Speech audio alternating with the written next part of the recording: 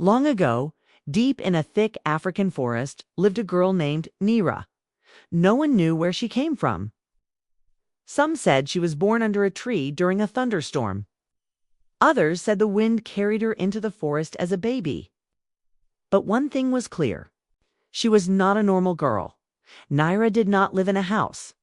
She had no parents, no people. She slept under trees. She bathed in rivers. She made clothes from leaves and bark. Her feet were bare, and her eyes were bright like the moon. The animals of the forest loved her. Monkeys played with her. Cobras curled around her gently. Foxes followed her like friends. But the one who loved her most was the great white wolf. The white wolf was large and powerful. No animal dared fight it. But with Nira, it was soft like a baby. They ate together, ran together. They protected each other. The forest was at peace. But peace does not last forever. One morning, Nira was washing fruit by the river.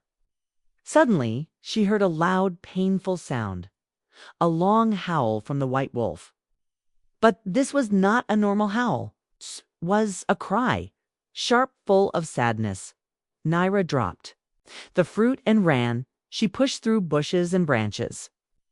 Her heart was beating fast. She had never heard the white wolf cry like that before.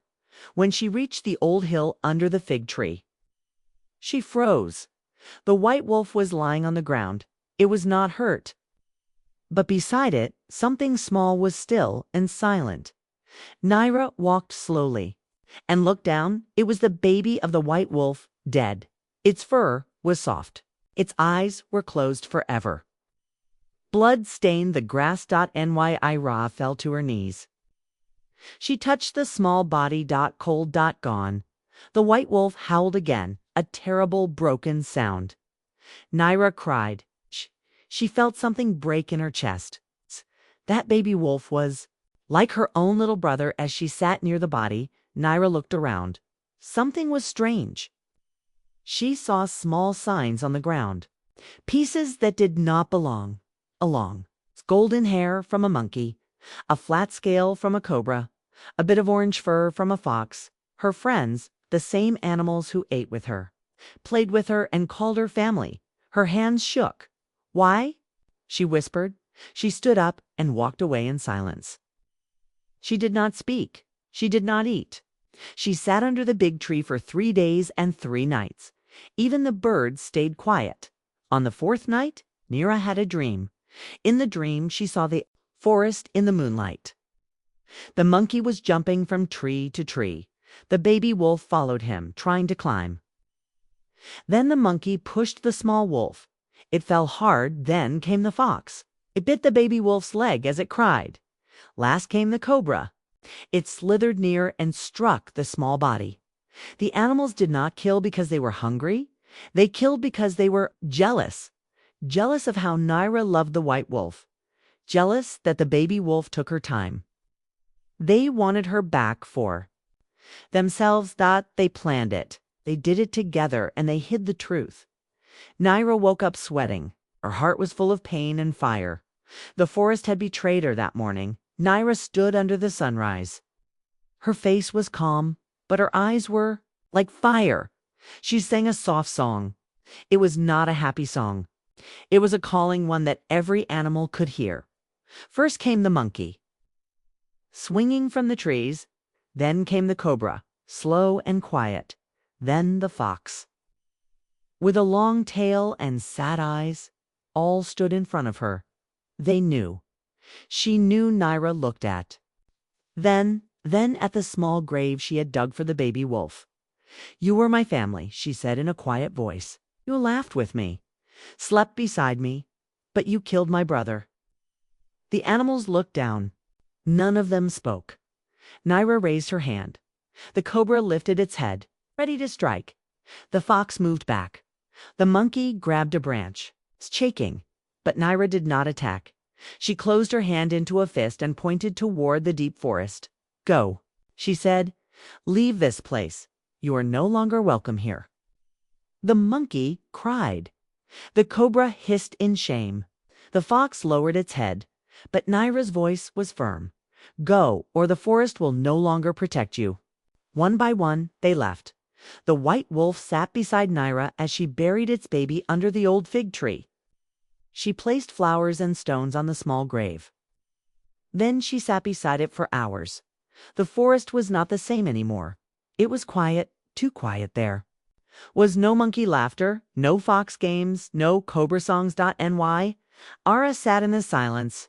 Her heart was heavy, but her eyes stayed strong. She had chosen peace, but inside her, something had changed.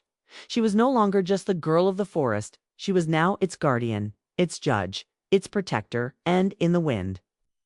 The trees whispered one word: revenge, or peace. Only time would answer. Days passed, then weeks. The forest was not the same. There was no sound of monkeys jumping in the trees, no orange tails of foxes running in the wind. No, quiet hiss of cobras near the river, only silence. And sadness. Naira still walked through the forest, but her smile was gone. The white wolf followed her closely. It was no longer playful.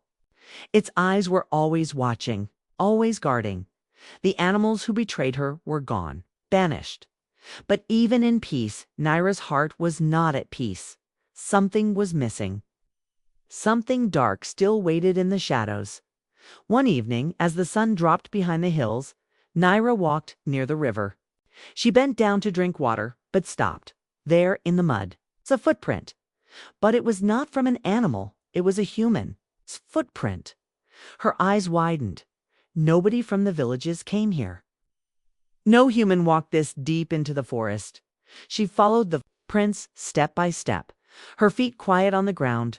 She moved through thick bushes, past old trees, until she saw something that made her stop. A man, sitting by a fire. He was tall with a long stick in his hand. His clothes were dusty. His eyes were red. He looked weak. But his voice was strong when he spoke. "Are you the forest girl?" Naira said nothing. The white wolf growled beside her. The man smiled. "I have a message," he said. "From your old friends," the man explained. He was a traveler. While walking through a dry land far from there, he saw 3 animals together: a monkey, a fox, and a cobra. But they were not playing. They were sick, starving, and weak. They told the man their story. They told him they had betrayed a girl who loved them. They told him they killed the baby of the white wolf. And now they were lost. No forest wanted them. No tree gave them fruit. No water welcomed them. They were cursed. They said they wanted to return. Not to stay, but to apologize. Naira stared into the fire. Her eyes were cold. "Why should I forgive them?" she asked. "They killed my heart." The man nodded.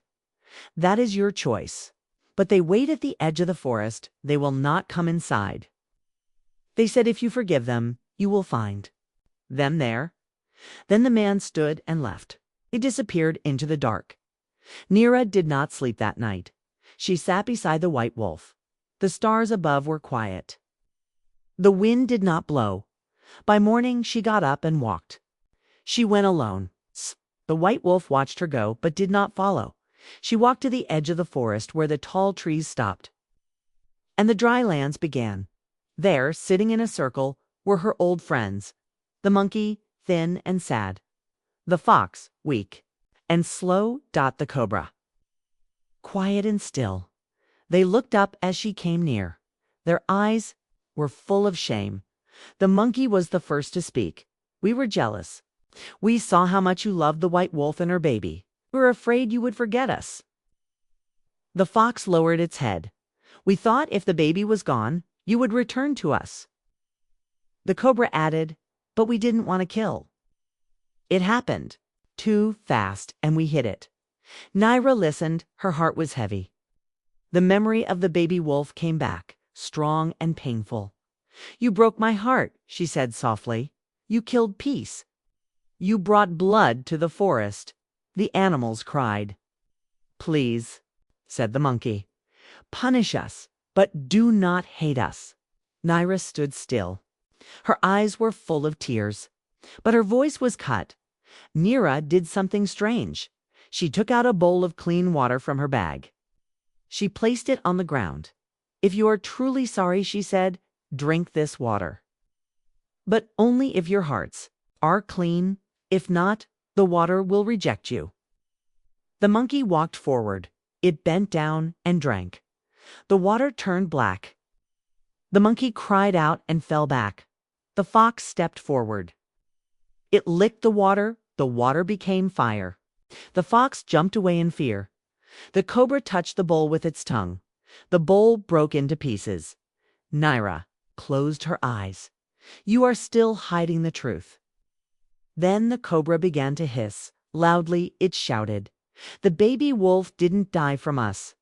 Alone, we were sent by a shadow." Nira opened her eyes. "What shadow?" The cobra trembled.